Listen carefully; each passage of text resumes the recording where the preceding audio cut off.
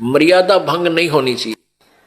पुण्यात्माओं, आप इस काल के जाल से अपरिचित हो, इस कारण से इस मार्ग को इतना सीरियसली नहीं लेते। आप केवल पहले आते हो सुख के उद्देश्य से कि मेरा ये हो जा, बेटा हो जा, बेटी हो जा, कार हो जा, कोठी हो जा, टोटा दूर हो जा, कर्जा उतर जा, छोटा मोटा को शारीरिक कष्ट है वो दूर हो जा। ये तो आपको फ्री ऑफ कॉस्ट होगा यदि आप सच्ची श्रद्धा से भक्ति करनी प्रारंभ कर दोगे। फिर कुछ दिनों के बाद आपको यहाँ इसलिए बुलाया जाता है, भाई हर महीने आना है, दूर देश के हैं वो चल दूसरे महीने 1 महीना छोड़ कर आ जाए, 2 महीने छोड़ कर आ जाए। आपको इसलिए बुलाया जाता है कि ताकि आप इसको इतना सीरियसली नहीं लेते, क्योंकि आप इस मार्ग से परिचित नहीं हो। आपको यहाँ बुलाया इसलिए जाता है क्योंकि आपको वहाँ अपने घर से जब चलते हो तो 1 हफ्ता पहले आप परमात्मा के दरबार में पहुंचने के लिए चिंतित हो जाते हो। तो आपकी वो चिंतन भी मालिक के पुण्य में लग जाता है।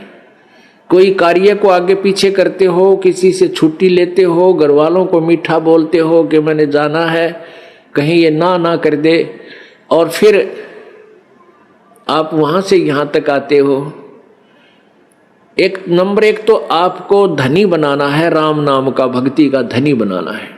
परमात्मा का विधान है, संत मिलन को चालिए तज माया अभिमाने, जो जो कदम आगे रखे ओहे यज्ञ समाने। क्या बताते हैं परमात्मा? अपना विधान आप ही बता रहे हैं कबीर जी कि संत मिलन को चालिए। जब सतगुरु के दर्शनार्थ आप चलते हो,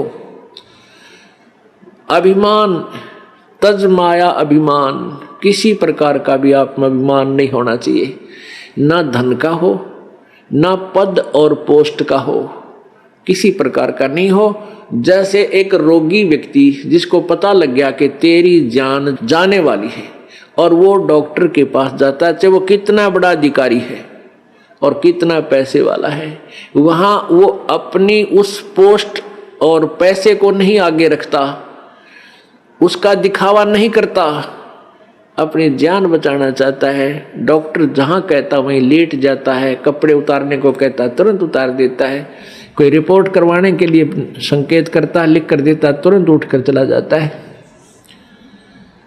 तो पुण्यात्मा, सच्चे दरबार में जब भगत आवे, उसका दृष्टिकोण, उसका उद्देश्य,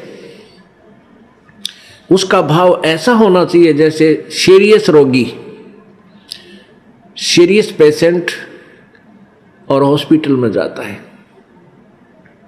उसमें कोई नखरा नहीं होता। ऐसे जब आप सच्चे दरबार में आओगे, आपको कितना पुण्य मिलेगा कि जहां से आप चले हो यहां तक आने के जितने भी आपके कदम, यानी जितने कदम बनते हैं, इतने यज्ञ के तुल्य आपको पुण्य मिलेगा उसको जो यानी निष्कपट भाव से आता है और निर्भिमान होकर आता है, जैसे रोगी जाता है हॉस्पिटल में।